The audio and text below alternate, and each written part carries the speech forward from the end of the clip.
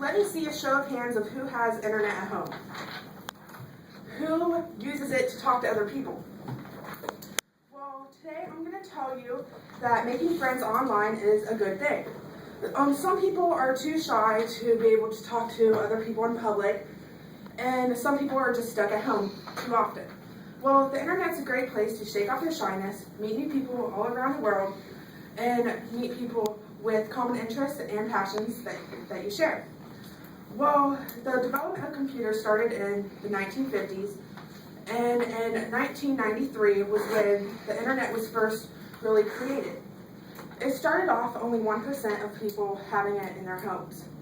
Then in 2000, only 7 years later, it jumped up to 51%.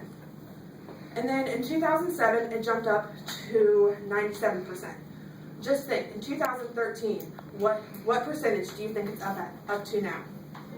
The spread of internet is not only for entertainment and news, it's an information network that you can use to find out different things. There's different websites for everyone of different ages. For teenagers, there's websites like Facebook. Facebook was created by Mark Zuckerberg.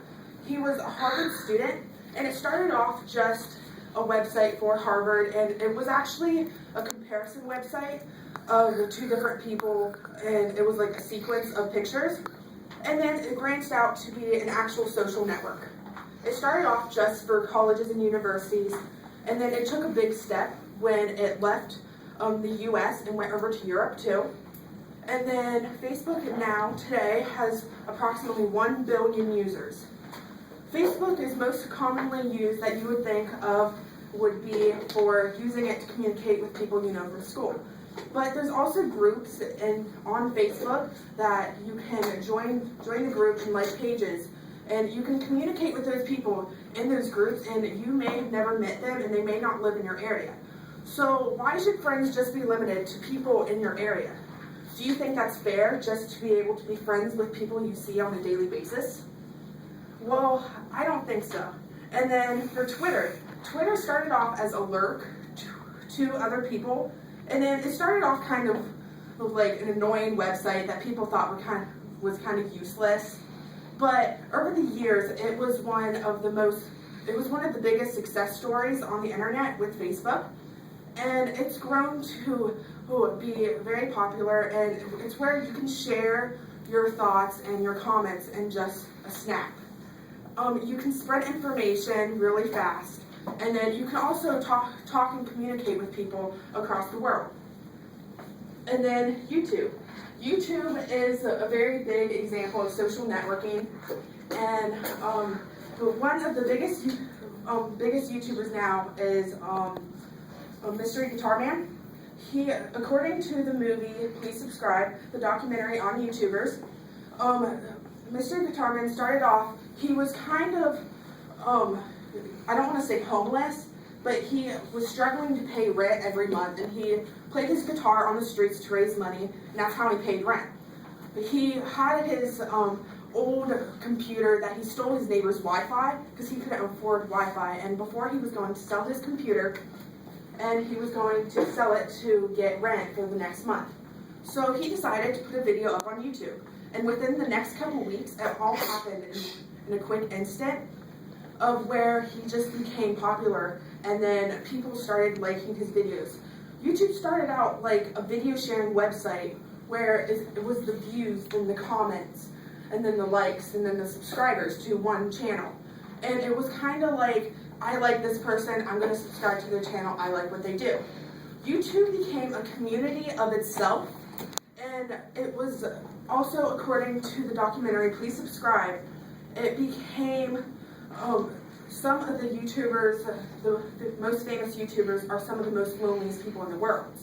Well, just think, without YouTube, where do you think those people would be today? Some people wouldn't have anything in their life going on. And with YouTube being a community of its own, it's branched out for some of these most lonely people in the world to communicate with people that they can actually talk to and relate to and have respect towards. Another big YouTuber is Damon Fizzy.